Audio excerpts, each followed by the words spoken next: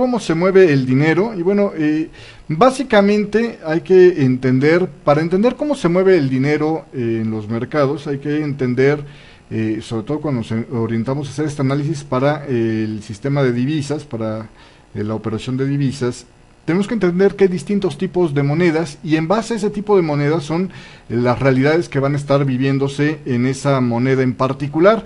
Podemos hablar de varios tipos de divisas y las podemos organizar por muchas formas. La que voy a utilizar para esta charla es, vamos a separar las monedas en 4 grupos. Vamos a poner monedas de reserva, como formas de catalogarla. La moneda de reserva me refiero a una moneda como por ejemplo es el dólar, una moneda que es pivote, que es el principal resguardo cuando las cosas se ponen muy feas y que es en el que se cotiza la mayoría de los activos. Eso se podría denominar como una moneda de reserva. Hay algunas otras que tienen características similares pero pesos menores pues sí, pesos menores sería la forma de decirlo, y estas las vamos a llamar monedas de refugio también.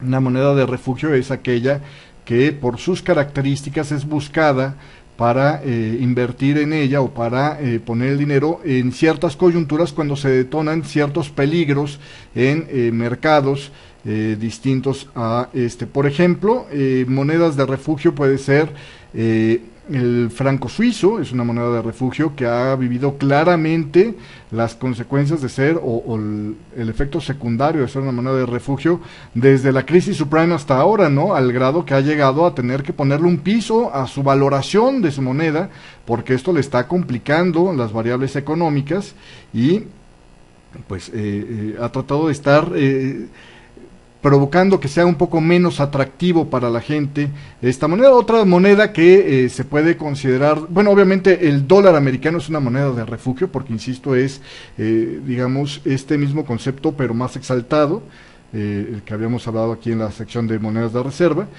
Otra moneda que se le ha dicho de refugio, y yo la verdad es que tengo mis dudas al respecto, se le llama de refugio porque está actuando como si fuera una moneda de refugio, es decir, cuando hay temor se aprecia, cuando no hay temor se relaja esta moneda.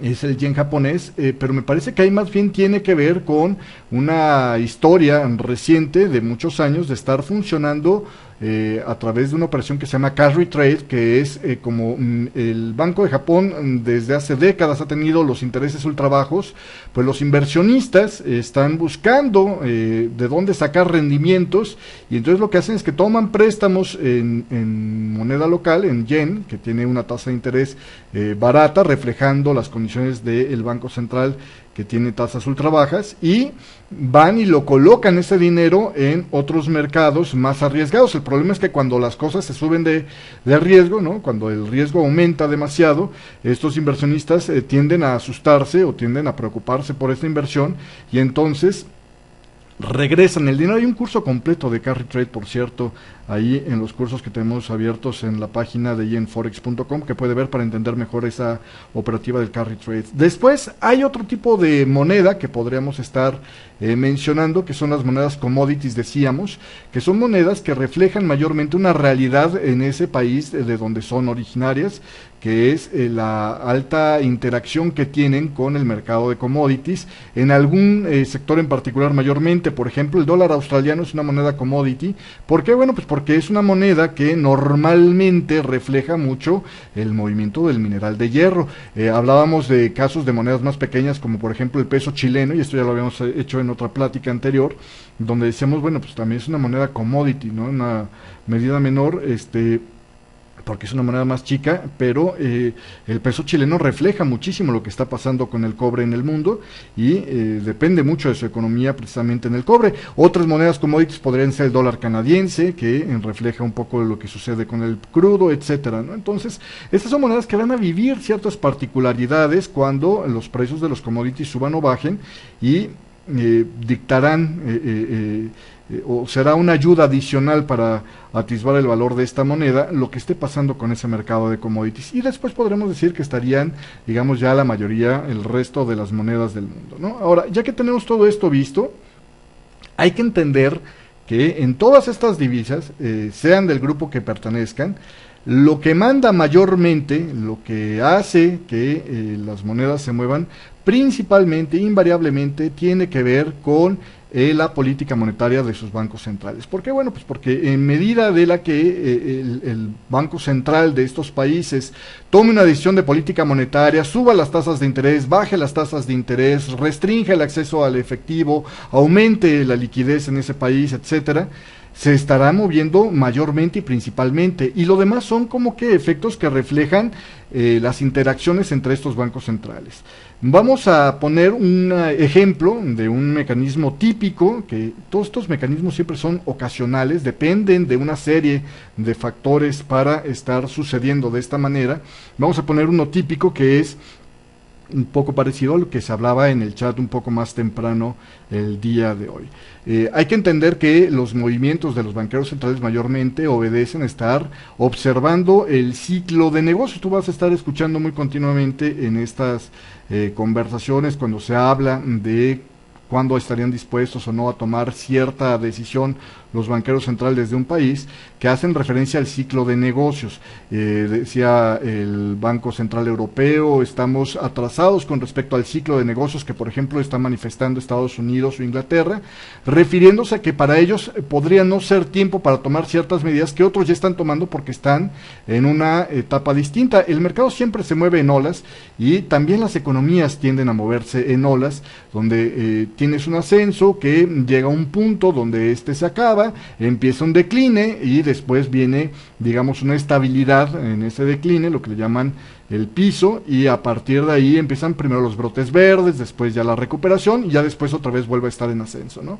El mecanismo que vamos a hacer referencia en este ejemplo que estamos haciendo el día de hoy se refiere muy en concretamente cuando estamos en la parte del término del decline, ¿no? Y comienzo precisamente de lo que es la recuperación. ¿Qué es lo que van a hacer los banqueros centrales para tratar de provocar esa fase del ciclo? Es decir, que pare la caída y que empiece a recuperar la economía. Lo primero que van a intentar hacer, sobre todo si no son europeos, es intentar hacer una inyección, por ejemplo, de liquidez, ¿no? Es decir, voy a tratar de relajar las cosas, lo que se le llama una política expansionista. Quiero que se expanda mi economía, voy a hacer una política menos restrictiva, más relajada, más dovish también se suele referir en este tipo de políticas, para tratar de aumentar la presión de mi economía y hacer que las cosas mejoren. ¿Qué es lo que provoca estas políticas? Bueno, pues en primer lugar lo que van a provocar es la caída de los rendimientos. Es decir, las decisiones que van a tender a generar van a tener como consecuencia una bajada en las tasas de interés en estos países, ¿no? Y entonces, obviamente, esta caída en los rendimientos va a obligar a que, y que de hecho esa es la intención de hacer estas políticas, van a obligar a que los inversionistas estén buscando obtener sus retornos, moviendo ese dinero de instrumentos más seguros a instrumentos más arriesgados, entendiendo que los negocios es un instrumento más arriesgado que el tener estacionado tu dinero, por ejemplo, en bonos del tesoro o títulos del país al que se está refiriendo esta política, ¿no? Entonces, esta búsqueda de retornos va a provocar entonces una serie de efectos. Por ejemplo, podemos estar viendo que haya compra de commodities, de acciones, de bonos de mayores rendimientos, es decir, bonos de otros países que rinden más, y a esto es a lo que se refiere un poquito lo del carry trade, ¿no? Que todas estas son cosas que pues no las puedes evitar fácilmente. Es muy difícil hacer que pasen como por un embudo las decisiones de los inversionistas y todos vayan exactamente a donde quiere el gobierno del Banco Central que pone estas medidas, y pues finalmente acaban teniendo estos efectos que pues algunos de estos por momentos son deseados y después se pueden llegar a ser indeseados. Inclusive también se observa la toma de mayores riesgos, como por ejemplo buscar un mayor apalancamiento, ¿no? Se mueve tan poco los mercados de repente que esto provoca que la gente se apalanque más, pues para tener simplemente el mismo efecto que tienen con movimientos más chicos, ¿no? Entonces, estas son algunas de las características que suceden. Ahora vamos a pensar que ese dinero, cuando está buscando estos mercados, pues todos estos van a subir de valor, ¿no? Obviamente el dinero va a fluir hacia estos lugares y todos estos van a subir de valor. Los commodities se van a encarecer porque hay mayor demanda de ellos. Las mismas cosas que hablábamos en la charla esta del motor de agua, las mismas situaciones ocurren con todos estos mercados. Y también sucede con, cuando hablamos de bonos de mayor rendimiento, mayormente hablamos de economías o más pequeñas o más peligrosas, lo que se le llaman economías o emergentes o simplemente economías más pequeñas. Por ejemplo, ahorita estamos viendo desde hace más de un año y fracción que hay una muy buena capacidad en los países de la periferia de la eurozona para colocar deuda. ¿Por qué? Bueno, pues porque pagan mayores rendimientos, ¿no? Y entonces, cuando se percibe que el premio que se va a recibir, el mayor rendimiento, es relativamente más atractivo que el riesgo que se está corriendo en estos países, porque se ve como que están creciendo y como que pueden seguir adelante con el pago de sus deudas, pues aumentan, ¿no?, las inversiones en estos lugares, y esto provoca precisamente que estos lugares reciban un flujo de liquidez mayor, que no se los aporta su Banco Central. En ese caso se los aporta precisamente todo este flujo de dinero que corre para allá, ¿no? Y entonces esa inundación de capital en los mercados más pequeños normalmente también tiene sus efectos en un siguiente plazo en lo que son estos mercados más pequeños, que tienen, pues digamos, menos capacidad para recibir ese exceso de oferta de dinero.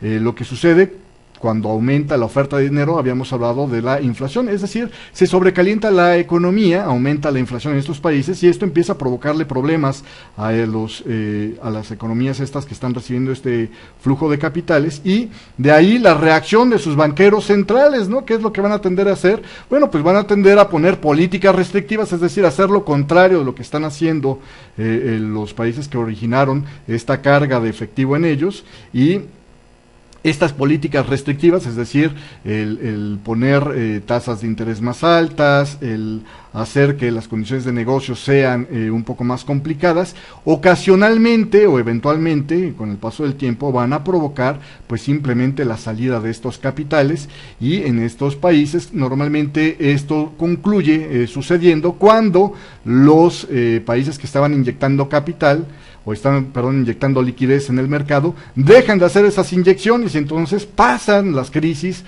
más terribles en las economías más pequeñas a consecuencia de los movimientos de las grandes economías nuevamente, porque entonces pues se ve fortalecido este efecto de la salida de capitales por el atractivo que ahora representa tener unos rendimientos más altos en mercados más estables y considerados más seguros, además de que ya se tenía una percepción para este entonces de que estas pequeñas economías se estaban sobrecalentando y por lo tanto estaban siendo ya peligrosas para estar en ellos. Aquí hay un pequeño ejemplo que espero que te ilustre cómo es que se mueve el dinero, y la idea de esto es que no pierdas de vista, nada de esto sirve para el corto plazo, todas estas cosas toman semanas y meses para estar funcionando por lo menos, y entonces las decisiones que se van construyendo mayormente en estos puntos se van verificando con los fundamentales que se están generando de continuo en estos lugares, y todo esto es un proceso donde si se va confirmando la idea, va apreciándose estas monedas, y si no se confirma se revierte ligeramente, pero no actúan como lo haría un inversionista de corto plazo, donde mete y saca todo lo que pensaba invertir en uno o dos momentos nada más, sino que aquí poco a poco se van construyendo las posiciones, y entonces cuando vienes a ver, esos son los movimientos que se generan en el mercado. Ahora, tú ves que cuando sale un fundamental hay un gran movimiento en el mercado, pero eso es meramente porque la cantidad de dinero que se movió era importante, pero en realidad es una pequeña parte de lo que estaban dispuestos a invertir en este sentido. Así que todo esto tiene que ver con tendencias de mediano a largo plazo, y no tiene nada que ver con el trade intradiario, ni de corto plazo, ni mucho menos el scalping.